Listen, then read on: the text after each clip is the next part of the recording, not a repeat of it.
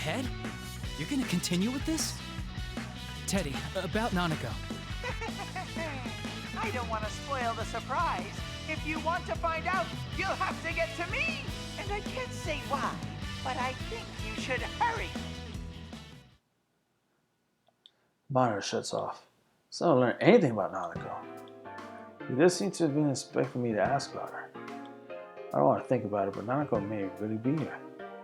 The moment the monitor turned off, the students began to leave like waves in the receding tide. No, they don't look like students anymore. There's something inhuman just taking the shape of students. I was too focused on the fight to notice, but it seems the true forms were coming through. They look like silhouettes. Could they be shadows? Even so, I don't sense any hostility from them. Well, they're not a threat. They're going away. I need to chase after them. Besides, there's something more important to do. Yosuke, are you alright? Walk towards where Yosuke lies, collapse on the ground, and give him my hand to help him up. Ow! Couldn't you hold back a little?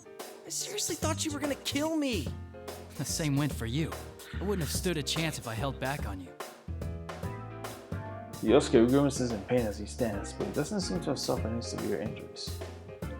That's good. I knew I couldn't risk going easy on him, so I was a little worried that it actually hurt him. But once we get a good look at each other, Yosuke's demeanor suddenly changes. Anyway, that aside, shut up about the nurses already. It's not like that's the only thing I ever think about. What's this about nurses? You were harping on it the whole time. How can you stand there and constantly bash my taste in women with a straight face? He never bashed, he's just teasing you with it, bro. Oh, come on, grow some balls, seriously. Is it such a crime to like nurses? No, it's not, but don't get mad if people rib at you with it. Wait a second. I don't understand why he's suddenly angry, but it's not making any sense at all. I tell Yosuke to calm down. We go over what he thought had happened before the fight. We learned that our memories of what each of us had been saying didn't match up at all.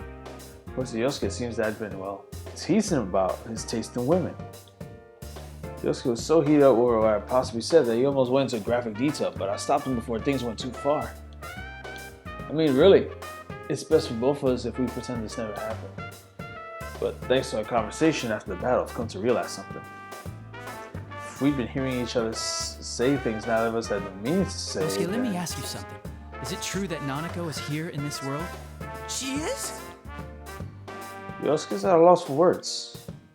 He had no idea what I was talking about. It's just as I thought. Yosuke doesn't know anything about Nanako. If that's true, then what I heard Yosuke saying before the fight was something that Yosuke couldn't possibly have said. This only makes me more convinced that I have the right idea. What I heard wasn't what Yosuke had meant to say. I don't know how, but something else had made Yosuke say those words even if he didn't know what he didn't know he was saying them. It reminds me. Teddy on the screen has said I needed to get to him if I wanted to find out the truth. Does that mean that Teddy has done this to us? I guess there's no choice but to keep going. Nanako's good friends with Teddy. I don't want to imagine it happening, but if he wanted to kidnap her, certainly possibly could have. I want to go home at once to check, make sure she's okay, but I have no idea where I am. Even worse, Teddy holds the means to returning to the real world. There's no way out of here unless I find him on my own. Yeah. Well, be careful. Careful. I'm worried about you. Do your best. I sense a lot of emotions behind those words. Yes, I know that now I'm hearing the real Yosuke. Take Yosuke cheering me on to heart and leave the music room. Teddy has said that only the winner could go on in this tournament. I don't know exactly what this means, but it's probably not a lie. Yosuke understands that well. That's why he's trusting me to sort it all out and lets me go without much talk. He's frustrated that he can't help me out. I can just be jumping to conclusions here. After all, Teddy did say he was the rule, but we don't have any proof either way. Well, might as well see what he meant by that. I stopped walking and turned back to Yosuke. One last thing about those nurses. Quit it already! Are you out of your mind again? The kid turns bright red and rushes towards me, flailing wildly in an attempt to stop me from finishing. And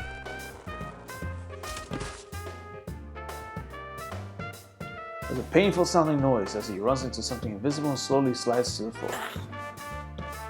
Huh. So there's an invisible wall. Looks like the loser can't leave the room. Looks like there's some force that prevents the loser from leaving the area where the fight took place. It's likely every time one of those battles happen here, the winner gets sorted out this way. That's annoying. I see how it works now. Thanks. Teddy really has kidnapped Nanako. There's no time to lose. Don't use me as your guinea pig. Wait, that's it? Hey, don't wear yourself out, all right? I turn away as Yosuke shouts at me. Not to worry, Yosuke. I'll give him a quick smile before leaving the area for real this time. That moment, I feel a wave of disorientation crash over me. I'm surprised that this is happening without warning, but it's not a threat. After all, I know this feeling all too well.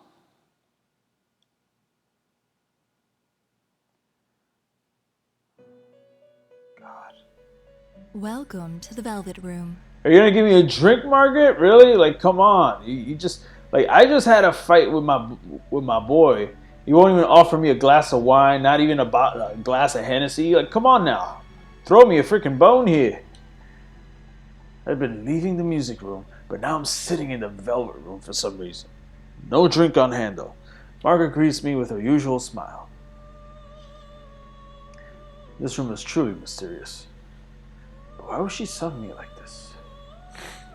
Margaret sees my suspicious expression and speaks up. Things have only just begun, and yet you always seem tired. The misfortune that has befallen you can be thought of as a sort of trial. A trial?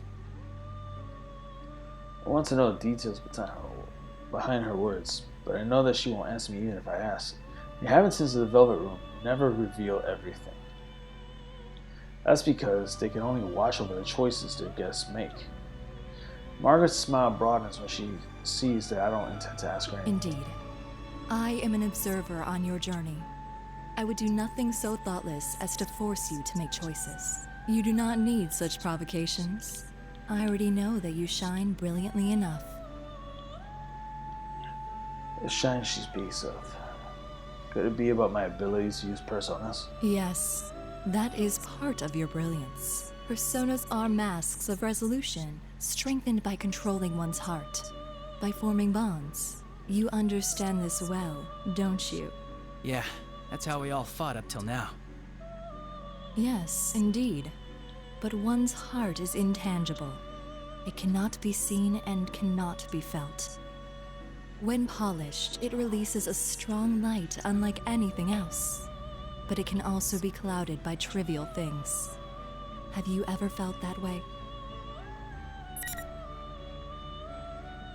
That may be true. You may be more conscious of that fact than most because you hold the power of the wild card. Yeah, now. But if y'all remember the beginning of Persona 4, he starts with the Tower Arcana, not the Full Arcana, the way Makoto Yuki from Persona 3 or the way Joker from Persona 5 are. Margaret's voice fades away as she answers me. From here on, you will be forced to re-examine the things you know as bonds. Yeah, okay. How will you face the changes to come, and what choices will you make?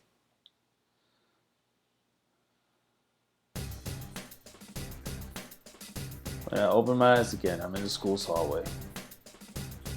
I turn around and see the door to the music room closest behind me. Was I only summoned to the Velvet Room in spirit? There's no way for me to figure out what just happened, but I think back on what Margaret told me. Changes, huh? Even though the people of the Velvet Room are always saying much, what little what they always say has meaning. Well, it's true Margaret has said some strange things while I've known her. But she's never said anything meaningless while on duty. I would assume this would be the case now. I may have to keep her words to heart. Alright, so yeah. Story's getting